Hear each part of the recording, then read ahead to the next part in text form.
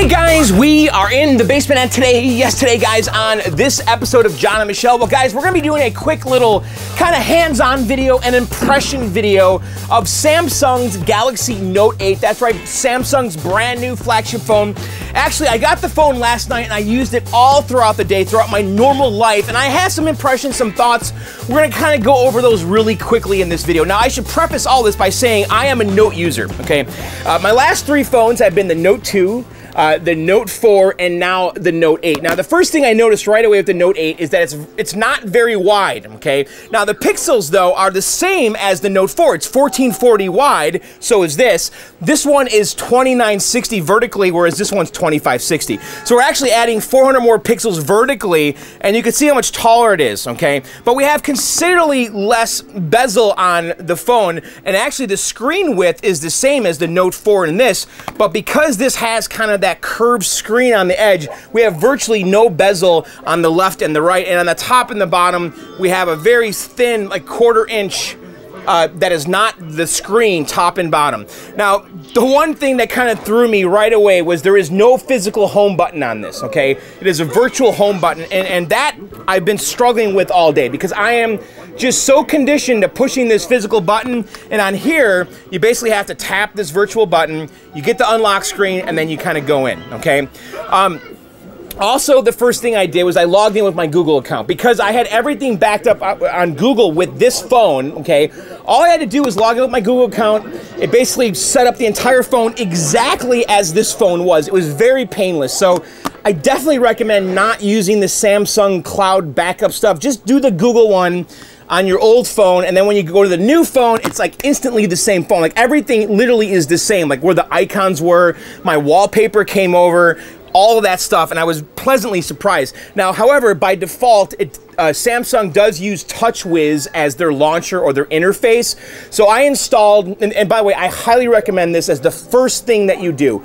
Install the Google Now launcher, and it will then look like this. And then also when you right swipe here, you'll get Google Now, which I love. Now, of course, if you kind of subscribe to the Google Now thing, it kind of keeps track of everything you do. Your Google searches, it gives you news suggestions and contextual kind of suggestions, you know, maps and all that stuff. But I really like Google Now, and so if you install the Google Now launcher, you'll get that functionality. Now, if you don't, if you swipe right, you will get Bixby, which is the very first thing that I got rid of this phone, and my biggest complaint about this phone is Bixby. Because out of the box, Samsung is trying to push their little assistant, Bixby, which is kind of their Siri, their little Google Assistant, or their Alexa. And if you're using Touchwiz, okay, if you swipe to the right, you're going to get Bixby here that wants you to start talking to it, and it's going to give you suggestions. I suggest you get rid of that right away and install the Google Now launcher because it's just a much cleaner experience and really a much more like vanilla Android experience. Now let's kind of look around the phone here. On the bottom, they moved the headphone jack to the bottom, whereas on my Note 4 it was on the top. Now, yes, I am comparing this to my Note 4 because that's the phone I'm coming from. Maybe some of you are coming from a Note 5 or an iPhone, but I'm going to be comparing it to the 4. I never got the 7. I was going to get it last year, but of course we all knew it happened, so I've been waiting and waiting for this phone. Anyway, on the bottom here is the headphone jack. It has a USB Type-C connector, which of course is different than the Note 4. It does come with an adapter to use the older style USB that was before this, which is what, Type B. On the top here, there is where the SIM card goes, also where you put a micro SD. It does come with a little tool to pop this open. It slides out. You install the included SIM card. Mine's the AT&T model. You install the SIM card if it was included, or you use your old one. It's a micro SIM. You can also install the micro SD card to expand the storage. This is 64 gigabytes. You can add, you know, 256 more or whatever. Personally, 64 gig is enough, especially if you do the Google stuff and the backups where they back up the phone to the cloud, like Google Photos and all this.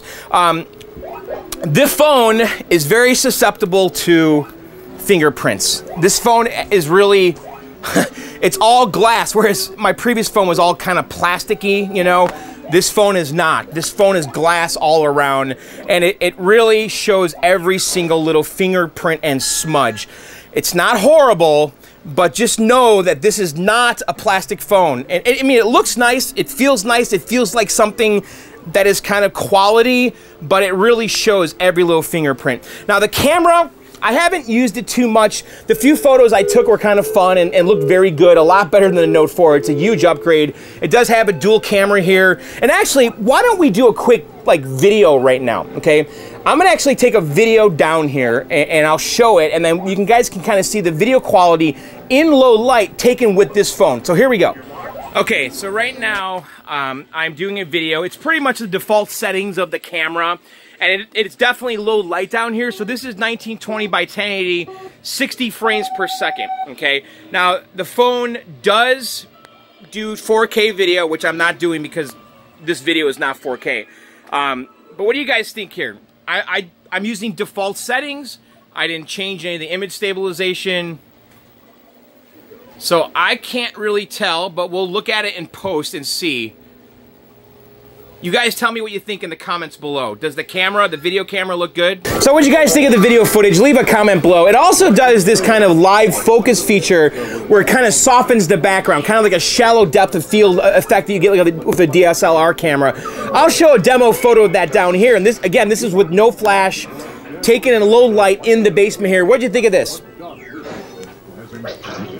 So what do you think of that? Leave a comment below and let me know. So guys, I'll be doing more kind of testing with this in my daily life, and I'll probably do a follow-up video, a little more in-depth review. But so far, I feel like this is quite the upgrade for me, especially from the Note 4. I'll say this though, I don't feel like the phone is like considerably faster than my Note 4. It's definitely peppier, it definitely feels more modern. I'll say this though, the voice recognition and Google Assistant works like 50 times better with this phone than this did. Because I'd always try to do, okay, Google, call this or call that, and it would rarely work, and I pretty much gave up on it. I've been doing that all day with this phone, and it seems like it just hears me wherever I am and knows what to do and gets all the words right. So I'm super impressed with that, and that feature right now to me is way more useful. Oh, the one more thing I want to point out too is that the fingerprint reader here is on the back, okay?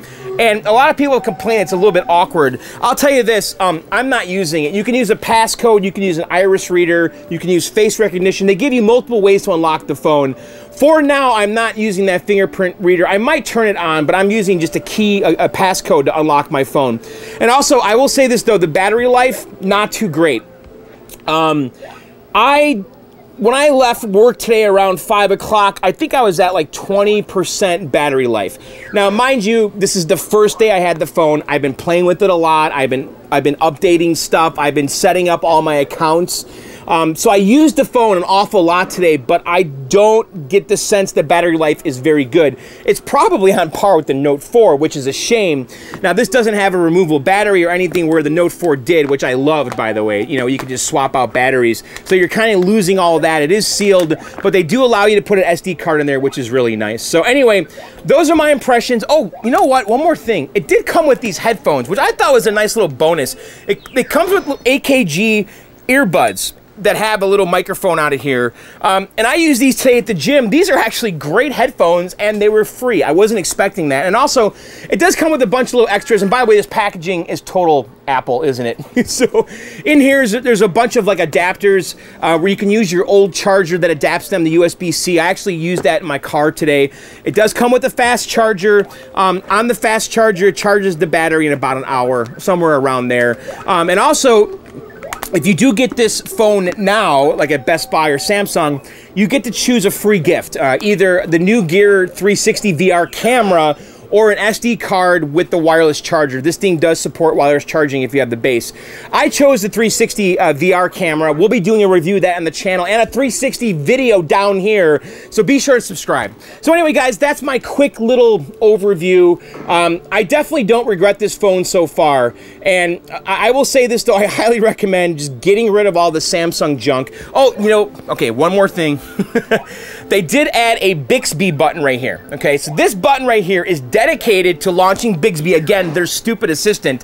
I disabled that. I installed an app that's called BK Disabler, and I disabled all of the Bixby stuff. I want nothing to do with it. So by disabling that and installing the Google Now launcher and also disabling all the stupid AT&T and Samsung apps that are on here with the BK Disabler app, I pretty much have a vanilla Android experience, which is what I want, and great hardware, and of course, how can I not mention the stylus? It's like I keep remembering things. So the reason I love the Note is because of the stylus. And the way the stylus pops out now is it actually is spring-loaded and it ejects out.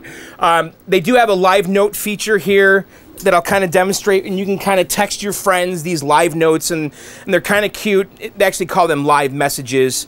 Let's see, let me clear this out here. And the live message is just kind of a little gimmicky thing that makes little animated GIFs from your drawings. So if I were to just kind of come in here and say hi there, you know, and then press play, you can kind of see the animation, and then you can email that to a friend, you could text it to a friend, you could post it to social media. So anyway, all right guys, that's it for my quick little impression and hands-on video. I'm going to recommend this phone, especially if you're a big phone guy. Again, it's, you know, and we didn't mention the price. It's not cheap. It's like $930, which I've heard is going to be on par with the new iPhones that are going to be announced next week. I guess the iPhone 8, they're saying is going to maybe be $1,000 for the extra large one. So are we entering a world where $900 and $1,000 phones is pretty normal? We'll see. But I use these phones so much every day in my life. This last one lasted me 4 years, 4 years. If this one lasts me 3 or 4 years, I think it's money well spent. It's just a really quality device so far, and I'm loving it. It's also waterproof, which my last one was not. The first thing I'm going to do, though, is get a case, because I'm going to break this thing. I like the folio cases. They do make one for this. So anyway, that's it. Be sure to subscribe and keep up with all of our videos. I'll probably do a follow-up video of this, and also especially the Samsung 360 VR. We'll definitely revisit that. So be sure to subscribe, like, and comment. And that's it. We'll see you very soon. And also, be sure to check out our podcast, Video Game Outsiders, at videogameoutsiders.com. We do it live every Tuesday. We also have an app on the iOS and Google Play Store. And also check out our Twitch channel, twitch.tv/JohnandMichelle. All right, guys, that's it. I'll see you very soon. Later, and bye.